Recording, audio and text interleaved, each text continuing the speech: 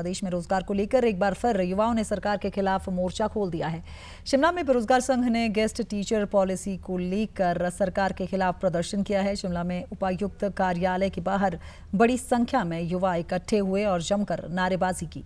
शिक्षित बेरोजगार संघ ने हाल ही की कैबिनेट बैठक में गेस्ट टीचर पॉलिसी को लेकर लिए गए फैसले के लिए सरकार पर निशाना साधा है। प्रशिक्षित बेरोजगारों का कहना है कि सरकार ने सत्ता में आने से पहले 1 लाख नौकरियों का वादा किया था, लेकिन वो वादा पूरा नहीं हुआ और अब गेस्ट टीचर भर्ती करके युवाओं के साथ खिलवाड़ किया जा रहा है।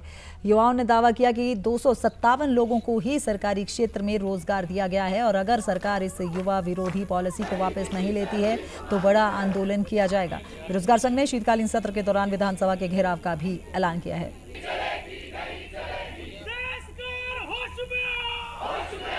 जो हिमाचल के अंदर आउटसोर्स में जितनी भी भर्तियां हो रही है, आप देखेंगे पिछले कई सालों से जो हिमाचल की गवर्नमेंट है उसने हर एक सेक्टर को खत्म करने की कोशिश की है।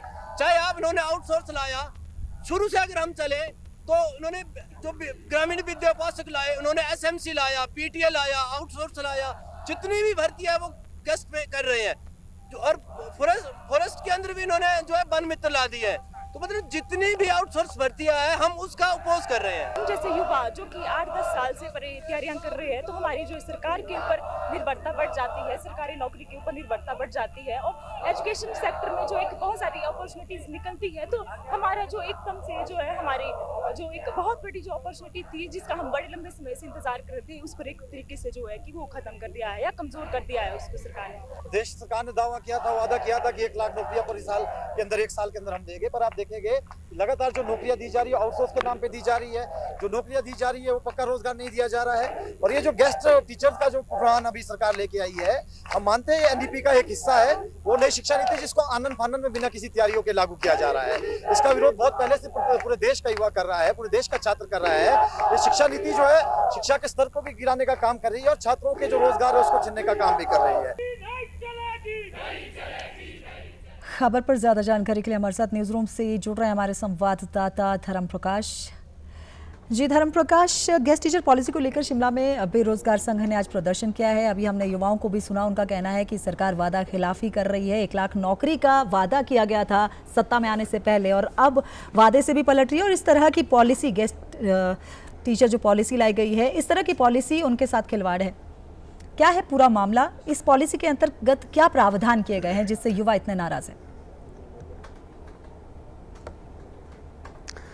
बिल्कुल प्रियंका, 12 दिसंबर की जो पिछली कैबिनेट की मीटिंग थी उसमें ये मंजूरी कैबिनेट ने इस पॉलिसी को दी थी और शिमला के अलावा प्रदेश के अन्य जिलों में भी आज बेरोजगार संघ जो है वो प्रदर्शन कर रहा है। शिमला में आज के इस प्रोटेस्ट में बेरोजगारों ने साफ साफ सरकार को चेतावनी दी है कि अगर सरकार इस पॉलिसी को वापस नहीं लेती, फैसला वापस नहीं लेती, तो बड़े स्तर पर प्रोटेस्ट जो है वो आगे भी किए जाएंगे। पॉलिसी का आपने जिक्र किया, गेस्ट टीचर पॉलिसी ये है, खासकर शिक्षा विभाग में जब शिक्षकों की नियुक्ति की जाएगी आने वाले वक्त में, तो अब सरकार जो है वो जो अल्पकालिक रिक्तियां हैं, मतलब थोड़े वक्त के लिए जो खाली पड़े पद हैं, जो पोस्ट हैं, वहां पर गेस्ट टीचर पॉलिसी के आधार पर नए जो टीचर्स हैं वो रखे जाएंगे और उन्हें जो भुगतान है, जो मानदेय है, वो पर पीरियड या प्रति घंटा के हिसाब से दिया जाएगा।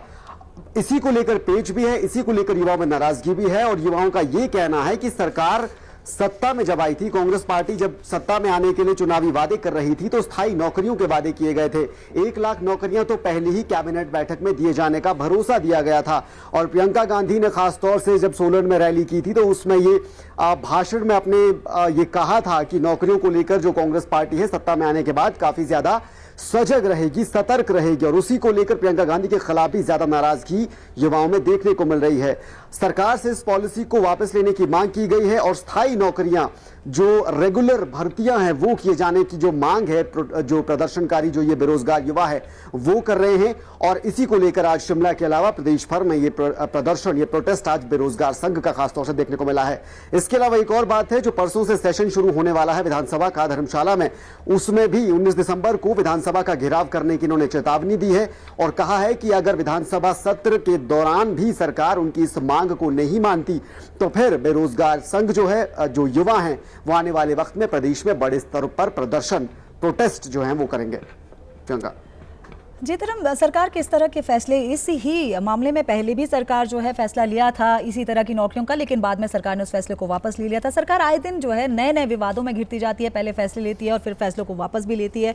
और अब इस तरह का युवाओं का बार बार प्रदर्शन करना, पहले वोकेशनल टीचर्स का, अब इन बेरोजगार युवाओं का, करीब करीब 8 लाख के करीब ऐसे बेरोजगार युवा है प्रदेश में जो नौकरी की तैयारियां कर रहे हैं।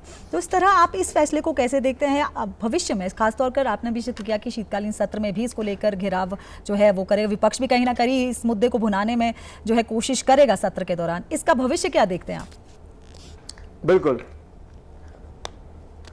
बिल्कुल, विपक्ष जाहिर तौर पर इसे भुनाने की कोशिश करेगा और जो रोजगार के जो दावे सरकार करती है, आंकड़ों का अगर जिक्र करें, और ये आंकड़े मैं इन्हीं बेरोजगार युवाओं की तरफ से, बेरोजगार संघ जो है उनके जो पदाधिकारी हैं वो कोट कर रहे हैं कि 30,000 नौकरियां दिए जाने का सरकार दावा करती है। लेकिन ये 30,000 नौकरियां पिछले 2 साल में ये वो नौकरियां हैं जो या आउटसोर्स या फिर जो थर्ड पार्टी के जरिए जो दी गई हैं, गेस्ट टीचर्स वाली पॉलिसी के जरिए वो नौकरियां हैं, स्थायी नौकरियां नहीं दी गई हैं।